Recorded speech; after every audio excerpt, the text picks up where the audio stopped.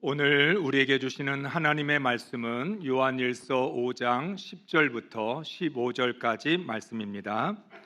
하나님의 아들을 믿는 자는 자기 안에 증거가 있고 하나님을 믿지 아니하는 자는 하나님을 거짓말하는 자로 만드나니 이는 하나님께서 그 아들에 대하여 증언하신 증거를 믿지 아니하였음이라. 또 증거는 이것이니 하나님이 우리에게 영생을 주신 것과 이 생명이 그의 아들 안에 있는 그것이니라. 아들이 있는 자에게는 생명이 있고 하나님의 아들이 없는 자에게는 생명이 없느니라.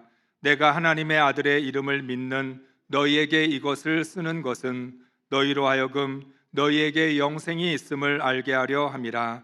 그를 향하여 우리가 가진 바 담대함이 이것이니 그의 뜻대로 무엇을 구하면 들으심이라.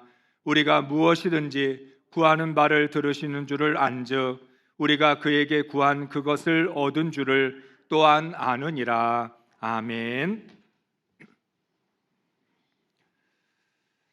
할렐루야. 어린이 주일을 맞아 우리의 모든 자녀들이 어려서부터 신앙으로 잘 양육되어 하나님 나라 주인공들이 되기를 바랍니다.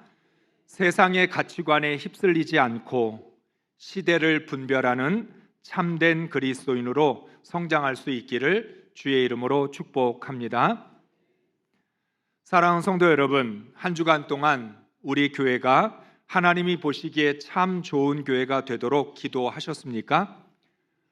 5월 2일은 우리 교회 생일이죠. 59년의 나이를 맞이했습니다. 그랬기 때문에 지난 한 주간을 지내면서 다른 어떤 때보다 교회를 위하여 기도하고 또 하나님께서 우리 교회에 어떤 계획을 갖고 계시는지 하나님의 뜻을 구하셨을 줄로 믿습니다. 기도로 끝나지 않고 보잘것없는 순종이라 할지라도 하나님의 말씀에 순종하셨습니까? 하나님이 보기에 좋은 교회는 착하고 충성된 종들이 많습니다. 착하고 충성된 종이라는 것은 마음이 착하다는 뜻이 아니라 하나님이 주신 말씀을 잘 지키고 그리고 있는 힘을 다하여서 하나님의 뜻을 따른다는 의미입니다. 하나님 보시기에 좋은 교회는 기도로 깨어있고 말씀을 지키는 열정이 가득합니다. 왜냐하면 교회는 하나님의 말씀을 지키는 곳입니다. 세상이 하나님의 말씀을 지키는 게 아니라 교회가 하나님의 말씀을 지키는 거고, 하나님을 믿지 않는 사람들이 하나님 말씀에 순종하는 게 아니라 하나님을 믿는 사람들이 말씀에 순종하기 때문입니다. 또한 하나님이 보시기에 좋은 교회는 교회와 신앙의 본질을 지킵니다. 지난 주일에 정재용 교수님을 통해서 특강을 들었습니다. 왜 한국교회의 위기가 왔고 한국교회의 희망은 어디에 있는지, 쉽게 말하면 오늘날 한국교회가 신앙의 본질을 잃어버려서 위기를 만나게 된 것이고 그 본질을 지킬 때 희망이 있는 것입니다. 교회가 본질을 놓치면 왜 교회가 존재하는지를 잃어버립니다. 그리스도인이 신앙의 본질을 잊어버리면 왜 구원받았는지를 놓칩니다. 따라서 무엇이 본질이고 무엇이 비본질인지를 잘 분별해야 합니다. 어쩌면 우리 모두가 다 어려워하는 것일 수 있습니다. 하나님, 무엇이 본질이고 무엇이 비본질입니까? 저는 구별하기가 어렵습니다. 너무 헷갈립니다. 우리 그렇게 이야기할 수 있죠. 그런데 가장 쉽게 분별할 수 있는 방법은 교회에 무엇이 꼭 있어야 되느냐는 거죠. 하나님을 믿는 믿음 안에 반드시 있어야 될 게 무엇일까? 교회라고 하는 신앙의 공동체에 반드시 있어야 될 것이 본질이고 없어도 되는 것은 비본질입니다. 나의 신앙에 있어서 꼭 있어야 될 것은 본질이고 없어도 괜찮은 것은 비본질입니다. 교회는 하나님이 계셔야 합니다. 교회는 하나님을 예배하며 영광을 돌려야 합니다. 교회는 하나님의 말씀을 지켜야 합니다. 교회는 구원을 이루어가고 복음을 전해야 합니다. 교회는 하나님의 나라를 세워야 합니다.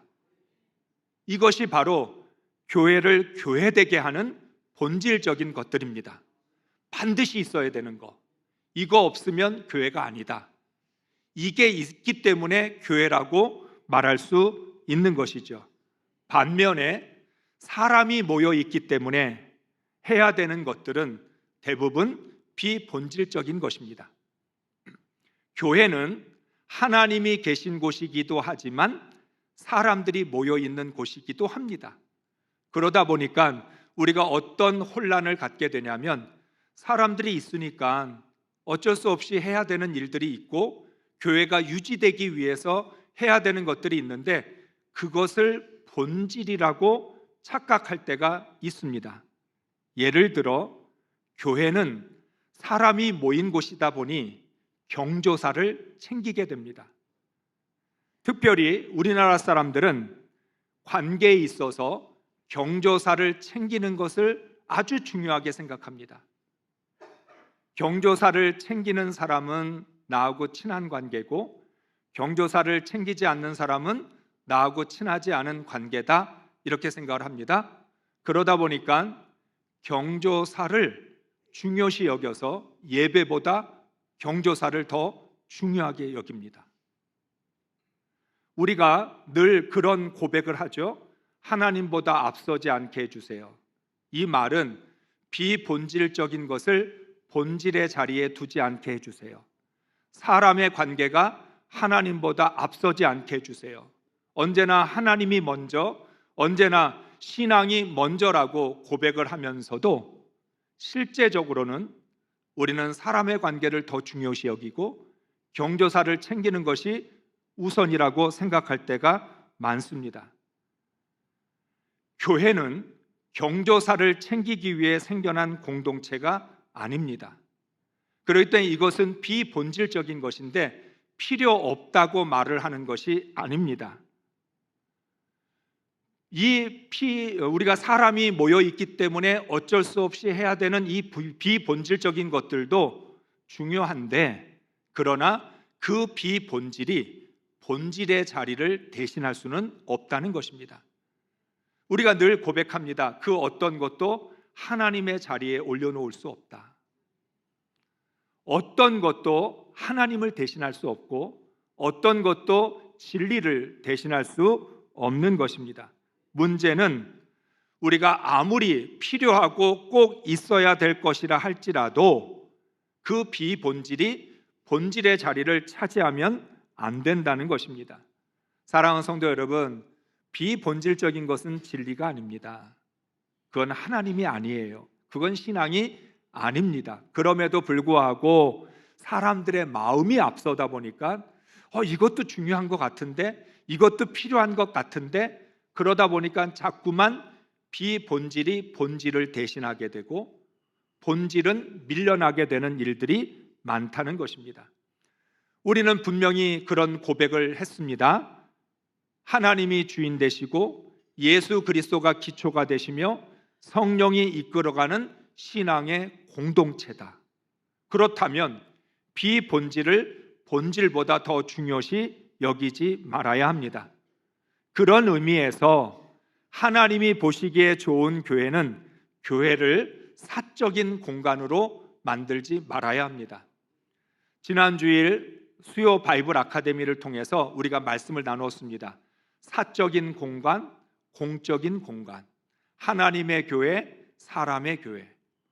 사람들은 어떤 심리가 있냐면 내가 좋아하면 내가 좋아하는 것들로 가득 채우려고 합니다. 교회를 사랑하다 보니까 교회를 너무나 사랑해서 내 개인적인 생각, 내 개인 감정을 굉장히 앞세우려고 합니다. 그런데 교회는 내 마음대로 해도 되는 사적인 공간이 아니라 교회는 하나님이 계시는 공적인 공간이고 영적인 공간이라는 거죠. 여러분, 모세가 하나님의 명령을 따라 성막을 만들었습니다. 그런데 출애굽기 40장에 성막을 다 만들어 놓고 모세는 성막 안에 들어가지 못했습니다. 왜냐하면 성막 안에 하나님의 임재가 있었고 하나님의 영광이 가득했기 때문에 모세가 두려워서 성막 안으로 들어갈 수 없었던 것입니다. 여러분, 모세가 하나님께 순종하여 성막을 지은 사람인데 정작 성막을 지은 모세가 성막을 함부로 들어가지 못했습니다. 솔로몬이 하나님의 말씀을 따라 성전을 지었습니다.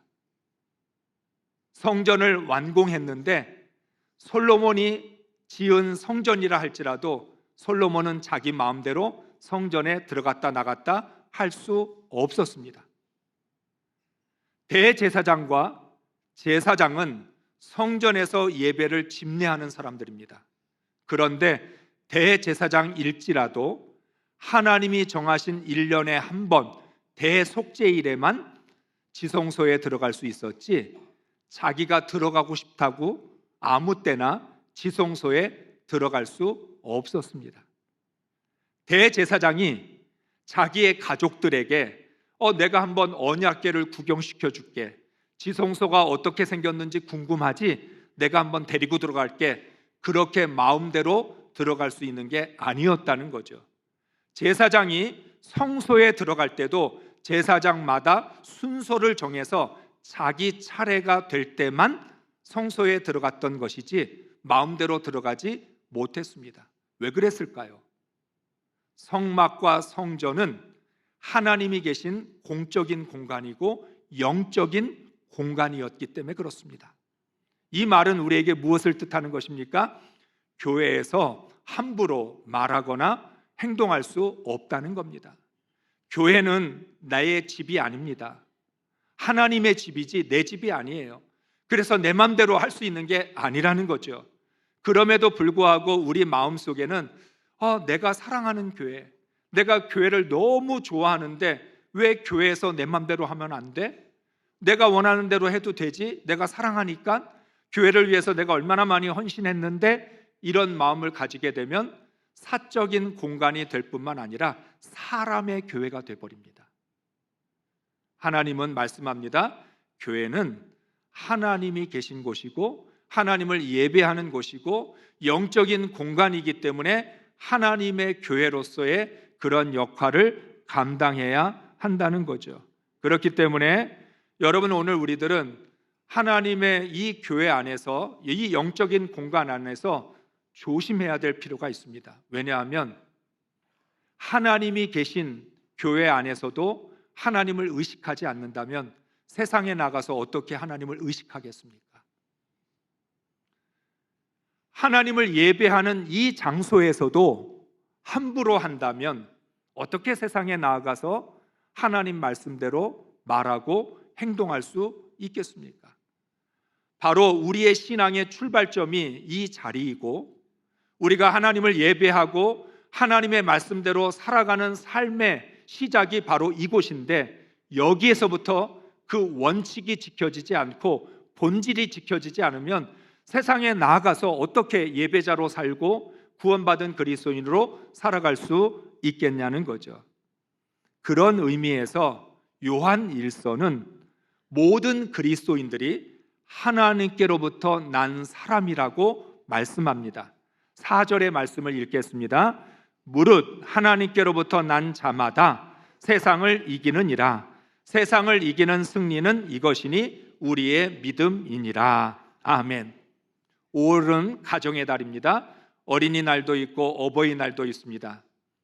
우리를 낳아주신 부모님, 나는 부모님으로부터 이 세상에 태어났습니다. 그런 것처럼 요한 1서는 예수 그리스도를 믿는 사람은 누구든지 하나님께로부터 난 사람이라고 말씀합니다. 우리에게는 두 가지 신분이 있습니다. 육신의 부모님이 나를 낳아주셨고, 그리고 영적인 부모이신 하나님이 나를 낳아주셨습니다. 그래서 우리는 거듭났다라고 말을 합니다. 하나님께로 난 사람이라고 하는 뜻이죠.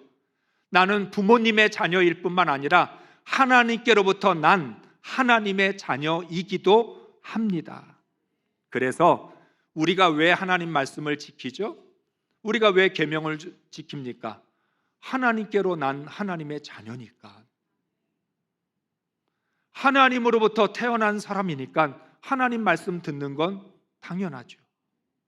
만약에 우리가 하나님께로 난 하나님의 자녀라고 말하면서 우리의 아버지 하나님 되시는 그 하나님의 말씀에 순종하지 않는다면, 하나님의 말씀을 지키지 않는다면 우리는 하나님의 자녀가 될 자격이 없는 거죠. 따라서 우리가 세상을 이길 수 있는 이유는 하나님께로 난 하나님의 자녀이기 때문에 세상을 이길 수 있는 겁니다. 예수님이 말씀하셨죠? 너희가 이 세상을 살아가는 동안 환난을 당하겠지만 두려워하지 말고 담대하라. 내가 이미 세상을 이기었다. 세상을 이기신 예수 그리스도를 믿음으로 하나님께로 난 하나님의 자녀가 되었기 때문에 우리들도 예수님처럼 세상을 이길 수 있는 것입니다. 따라서 교회는 하나님께로 난 사람들이 모여있는 공동체입니다. 교회는 어떤 곳이냐? 하나님께로부터 태어난 하나님의 자녀들이 모여있기 때문에 하나님의 말씀을 지키는 곳이고 하나님의 나라를 이루어가는 일에 앞장서는 곳입니다. 동시에 하나님께로 난 사람은 자신의 정체성과 본질을 지켜야 합니다. 하나님의 자녀와 하나님의 교회가 우리의 본질을 지키는 일에 집중해야 이 땅에 존재할 이유가 있다는 것이죠. 우리는 내가 하나님의 자녀라고 하는 것을 잊어버리고 살 때가 많습니다. 부모님의 자녀라는 것은 기억을 하는데 보이지 않는 하나님은 우리가 순간순간 잊어버립니다. 눈앞에 있는 현실에 매이다 보면, 정신없이 바쁘게 살다 보면 내가 하나님의 자녀인 것조차도 잊어버리고 살 때가 있습니다. 그래서 하나님은 우리가 하나님께로부터 난 사람이라는 것을 잊지 말라고 증거를 주셨습니다. 사람들에게 내가 부모의 자녀라고 하는 증거는 성입니다. 내가 김씨다, 이씨다. 내 성이 내가 부모님의 자녀라는 걸 말해주고 있는 증거죠. 마찬가지로 하나님은 내가 하나님의 자녀라고 하는 증거를 주셨습니다. 오늘 6절부터 8절 말씀 메시지 성경으로 읽습니다. 성령은 언제나 진리를 증언해 주십니다. 예수께서 세례 받으시고 십자가에 달리실 때 하나님이 함께 계셨음을 증언하시는 성령께서 그 모든 사건을 우리 눈앞에 생생하게 제시해 주십니다. 증언은 삼중으로 이루어집니다. 성령과 세례와 십자가의 달리심이 그것입니다. 이 세 증언은 완전하게 일치합니다. 아멘. 우리가 하나님께로 난 하나님의 자녀라는 증거를 세 가지로 주셨다. 그리고 이 증거는 내가 하나님의 자녀라는 걸 계속 증언해 줍니다. 내가 잊어버릴 때마다 넌 하나님의 자녀야. 너는 이 세상에서 살고 있지만, 육신을 가지고 살고 있지만 너는 하나님의 은혜로 살아가는 하나님의 자녀라는 걸 계속해서 가르쳐 줍니다. 우리에게 주어진 세 가지 증거가 무엇일까요? 성령, 세례, 십자가입니다. 쉽게 말하면 성령이 내 안에서 하나님의 자녀라는 걸 잊어버릴 때마다 너는 하나님의 자녀라고 성령이 말씀해 주십니다. 성령이 내게 그런 마음을 계속 주셔요. 너의 아버지는 하나님이시다. 예수님이 너를 구원하셨고 성령님이 오늘도 너를 지켜주시고 예수님이 말씀하신 것처럼 너를 고아처럼 버려두지 않고 내가 너와 늘 함께 하겠다라고 성령께서 우리에게 말씀해 주시죠. 그래서 우리가 세상을 살아가면서 어떤 어려운 일을 만나고 고난을 만날 때 내가 하나님의 자녀라는 것조차도 잊어버리고 하나님이 살아계신다는 것도 잊어버리고 낙심하고 절망하고 포기할 때마다 성령께서 조용히 내 안에서 말씀하시기를 낙심하지 마라, 두려워하지 마라. 너는 하나님의 자녀야. 누가 뭐래도 하나님이 너의 아버지시고 하나님이 너를 지켜주시고 하나님이 너와 함께 하시니까 너 낙심하지 말라고 말씀하고 있죠. 또한 우리가 하나님의 자녀라고 하는 걸 잊어버리니까 눈에 보이도록 우리를 세례받게 하셔서 세례라고 하는 게 내가 구원받은 그리스도인이라는 걸 가르쳐 줍니다. 너 세례받았지? 너 예수 그리스도를 통해 예수의 이름으로 세례를 받았기 때문에 너는 구원받은 그리스도인이야. 우리 스스로가 신앙생활 하다 보면 한심하게 느껴질 때가 있어요. 내가 예수 믿는 사람 맞아? 내가 예수 믿는 사람인데 왜 부끄러운 말과 왜 부끄러운 행동을 했을까? 내가 왜 믿음 없는 이야기를 했을까? 내 자신이 봐도 난 참 한심해. 이런 마음이 드는데 그럴 때마다 세례가 뭐라고 얘기해요? 너 예수의 이름으로 세례를 받은 그리스도인이다. 너 구원받은 사람이다. 잊어버리지 마라. 그러면서 동시에 십자가가 우리에게 너는 예수의 죽음으로 구원받은 그리스도인이라는 걸 증거하고 증언해 줍니다. 앞서 말씀을 드렸던 것처럼 우리의 행동을 보면 이게 정말 창피할 때가 많죠. 내 행동을 보면 이 정도밖에 안 되나, 구원받은 그리스도인답게 살아가지 못한다라고 하는 자괴감에 빠질 때가 많습니다. 그래서 여러분, 우리는 우리 스스로를 자책합니다. 아유, 나는 이 정도밖에 안 돼. 나는 정말 창피해. 내가 정말 예수 믿는 사람이라고 어디 가서 말하기도 어려워. 사람들 앞에서 말할 수도 없어.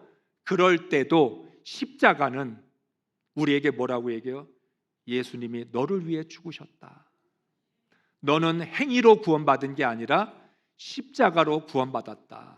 네가 능력이 있어서 구원받을 만한 자격이 있어서 구원받은 게 아니라 십자가의 사랑으로, 십자가의 은혜로 구원을 받았다라고 말씀하고 있는 것입니다.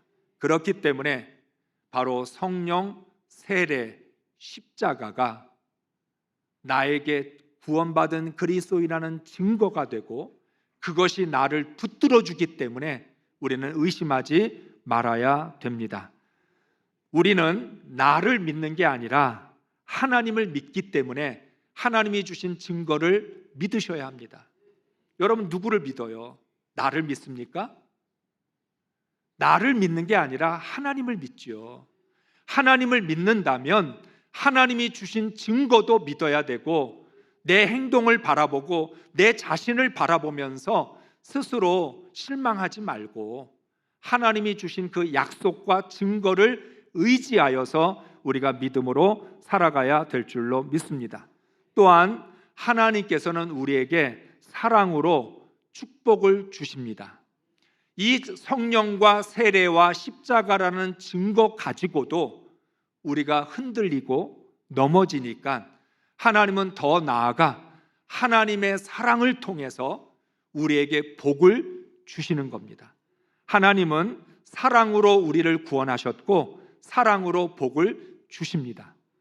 여러분, 정말 잊어버리지 마시기 바랍니다. 내가 구원받은 건 하나님의 사랑으로 구원받았지 나의 의로움으로 구원받은 게 아니다. 내가 복을 받은 건 하나님의 사랑 때문에 복을 받은 거지 잘나서 복을 받은 게 아니라는 거죠. 여러분은 내가 믿음이 좋아서 복을 받은 줄로 착각하고 계십니까? 내가 얼마나 믿음이 좋은데, 내가 얼마나 그동안 신앙생활을 뜨겁게 했는데, 내가 얼마나 기도 많이 했는데 그래서 복을 받은 것 같습니까? 아니죠. 그냥 하나님의 사랑 때문에 복을 받은 것이죠.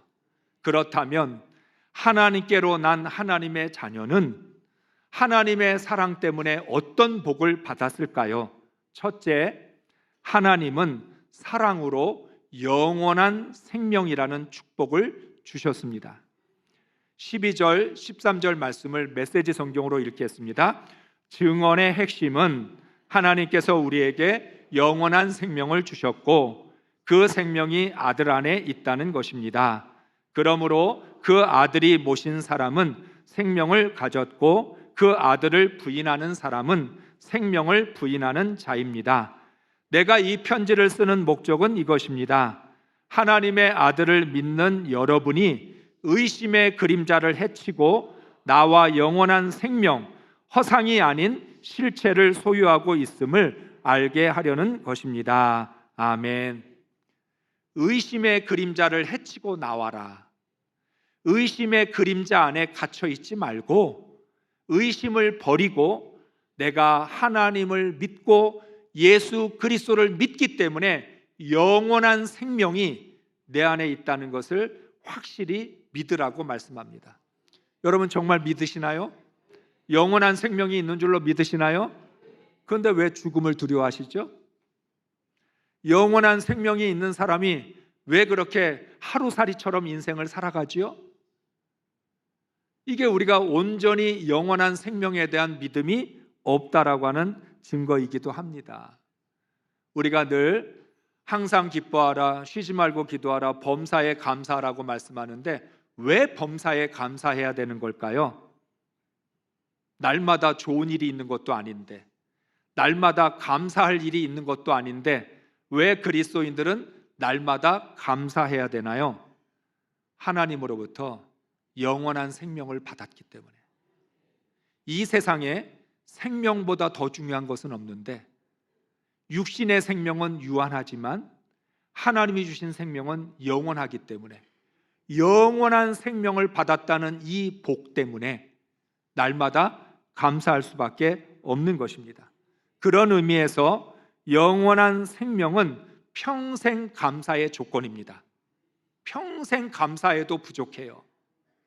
왜냐하면 한 번밖에 없는 생명, 그것도 그 천하보다도 더 귀한데 우리는 영원한 생명을 사랑으로 아무 조건 없이 받았기 때문에 평생 감사해도 그 감사가 부족할 수밖에 없습니다. 사람의 생명은 호흡에 있지요. 숨을 쉬지 못하면 죽습니다. 그래서 사람은 심장이 멎거나 뇌가 정지가 되면 죽었습니다. 뇌가 정지되면 숨은 살아있을지 몰라도 뇌사 상태에 들어간 것입니다. 뇌가 죽으면 사람은 식물인간이 되어버립니다. 숨만 쉴 뿐이지 아무것도 할 수 없습니다. 마찬가지로 그리스도인의 생명은 영적 호흡에 있습니다. 육신의 생명이 육적인 호흡에 있는 것처럼 영적인 생명은 영적 호흡에 있습니다. 영이 죽으면 육이 살아도 죽은 것이나 다름없습니다. 하나님과의 사귐이 끊어지면 영적 생명은 죽은 것입니다. 영적 생명이 죽으면 우리는 식물인간이에요. 영이 죽어 있으면 살아도 산 것 같지 않아요. 영이 죽어 있는 순간 우리는 식물인간처럼 인생을 살아가게 됩니다. 하나님은 우리에게 아무 조건 없이 오직 사랑으로 영적 생명을 주셨습니다. 오늘도 내가 숨쉬고 살아갈 수 있는 것은 전적으로 하나님 사랑 때문입니다. 여러분이 이 시간 예배를 드리는 이유가 무엇이죠? 내 발로 걸어와서 내가 주의를 지키고 싶어서 예배를 드리나요? 그렇지 않습니다. 하나님이 내게 영원한 생명을 주셨고 하나님과의 관계가 계속 이어지고 있고 영적 호흡을 하고 있기 때문에 이 시간 우리는 하나님 앞에 나와 하나님을 찬양하고 기도하며 말씀을 듣고 있는 것입니다. 그러므로 예배를 드릴 때마다 내 안에 영원한 생명이 있다는 것을 깨닫고 우리는 하나님께 감사와 찬양과 경배와 영광을 올려드려야 합니다. 오늘 말씀은 말합니다. 영원한 생명은 허상이 아니라 실체다. 보이지 않는다고 허상이라고 말하지 마라. 영원한 생명은 내 안에 주님이 살아있기 때문에 아주 생생한 현실이고 실체라고 말하고 있습니다. 사람들은 자꾸만 보이는 것만 현실이라고 말하는데 여러분, 보이지 않는 것도 현실입니다. 그래서 믿음은 바라는 것들의 실상이요 보지 못하는 것들의 증거가 된다. 우리는 보지 못하면 없는 줄 알아요. 그런데 보지 못해도 있는 거고 내가 경험하지 못했다 할지라도 그 일은 현실이라고 하는 것을 기억해야 합니다. 우리가 요한복음 10장에 보면 예수님이 이렇게 말씀하시죠. 내가 이 땅에 온 이유는 양으로 하여금 생명을 얻되 더 풍성하게 얻게 하기 위하여서 이 땅에 왔다. 그러면 예수님이 우리에게 더 풍성한 생명을 주신다는 말씀인데, 예수님이 주시는 풍성한 생명은 뭘까요? 우리는 이 땅에서 이미 육적인 생명을 가지고 있습니다. 그런데 그 육적인 생명은 유한하기 때문에, 그 육적인 생명을 가진 사람들은 반드시 죽어야 되기 때문에 예수님은 이 땅에 오셔서 영원한 생명을 주셨습니다. 영원한 생명이기 때문에 육적인 생명보다 더 풍성한 생명이다. 영원한 생명은 이 땅에 한 번밖에 없는 인생에서 느껴지는 그 육적인 생명과는 비교할 수 없을 만큼 풍성하고 넘치는 생명이라고 말씀하고 있습니다. 바로 우리는 이 영원한 생명 때문에 죽어도 죽지 않습니다. 이 땅에서의 삶이 끝나면 영원한 삶이 시작이 됩니다. 바로 우리는 이 풍성한 영원한 생명을 가지고 세상을 이길 수 있습니다. 여러분, 우리가 영화 중에서 한동안 유행했던 마블 영화, 우리 젊은 사람들이 좋아하는 영화인데 히어로 영화가 있습니다. 그 마블 주인공은 죽지를 않아요. 나쁜 사람이 죽이면 또 살아나요. 계속 살아나요. 그래서 계속 살아나고 그렇게 하다가 결국은 누가 죽어요? 나쁜 사람이 죽어요. 근데 나쁜 사람은 죽으면 끝이에요. 하나님은 죽어도 죽지 않는 영원한 생명으로 우리를 창조하셔서 선으로 악을 이기게 하시고 사랑으로 미움을 이기게 하셨어요. 만약에 우리가 죽인다고 죽음으로 끝난다면 어떻게 선으로 악을 이길 수 있어요? 영원히 살기 때문에 악에게 지지 않는 거예요. 영원히 살기 때문에 사탄에게 지지 않아요. 영원히 살기 때문에 사랑으로 미움을 이길 수 있다는 거예요. 그래서 우리는 영원한 생명이 내 안에 있다는 것, 하나님이 사랑으로 주신 이 영원한 생명이라는 복을 날마다 기억하면서 살아가야 될 줄로 믿습니다. 둘째, 하나님은 사랑으로 무엇이든지 구하는 것을 주십니다. 14절 15절 말씀 읽겠습니다. 우리가 하나님에 대하여 가지는 담대함은 이것이니 곧 무엇이든지 우리가 하나님의 뜻을 따라 구하면 하나님은 우리의 청을 들어주신다는 것입니다. 우리가 무엇을 구하든지 하나님이 우리의 청을 들어주신다는 것을 알면 우리가 하나님께 구한 것들은 우리가 받는다는 것도 압니다. 아멘.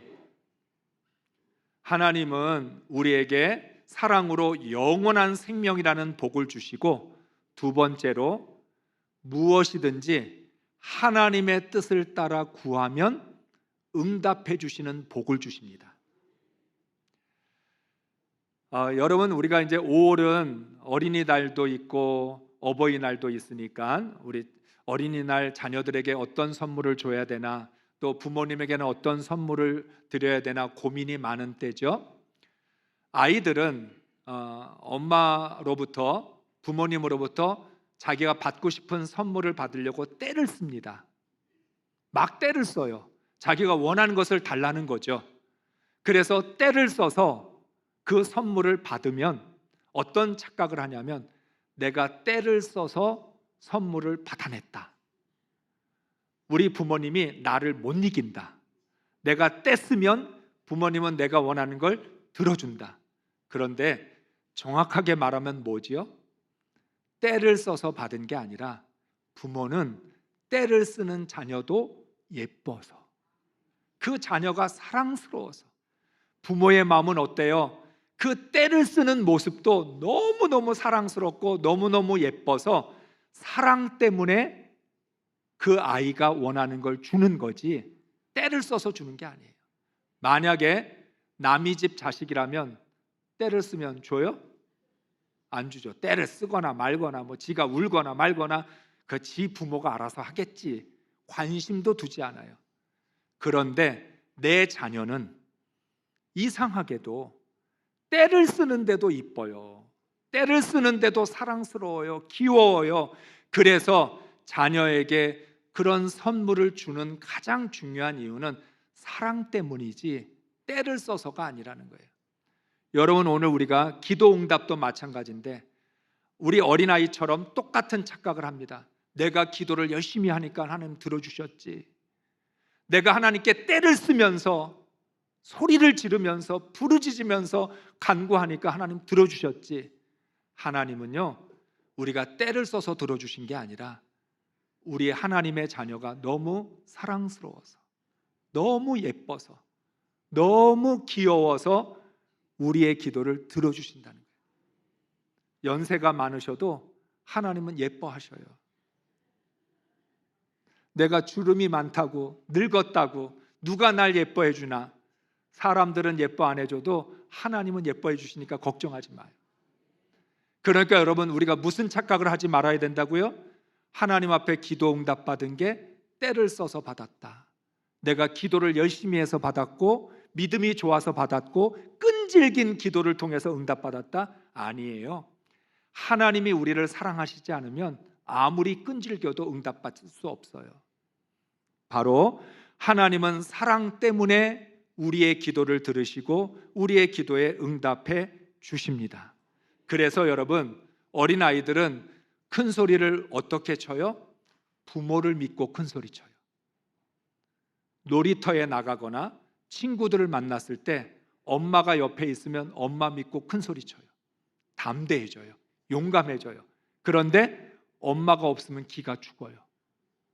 아이들의 특징이 뭐예요? 엄마나 아빠가 있으면 기가 살고 엄마 아빠가 없으면 기가 죽어요. 그러니까 아이들끼리 모이면 누가 제일 큰 소리 쳐요? 그 자리에 엄마가 있는 아이가 큰 소리 치는 거예요. 엄마 때문에 담대해져요. 사랑하는 성도 여러분, 하나님의 자녀들도 아버지 하나님 믿고 담대하시기 바랍니다. 여러분, 고난을 두려워하지 마세요. 아버지가 계시는데. 여러분, 우리 인생의 모든 문제들, 어려움들 만나도 내 기도를 들어주시는, 사랑으로 내 기도에 응답하시는 하나님이 계시면 두려워할 게 없지요. 무서워할 게 없다는 거예요. 오늘 말씀이 그겁니다. 담대함을 좀 가져라. 하나님의 자녀들이 왜 이렇게 세상에서 기가 죽어 있고 겁을 먹고 환경을 못 이기고 상황을 못 이기고 사람에 쩔쩔매면서 살아가느냐? 하나님이 무엇이든지 들어주신다고 했는데 하나님의 뜻을 따라 구하기만 하면 하나님 들어주신다고 약속하셨는데, 그래서 말합니다.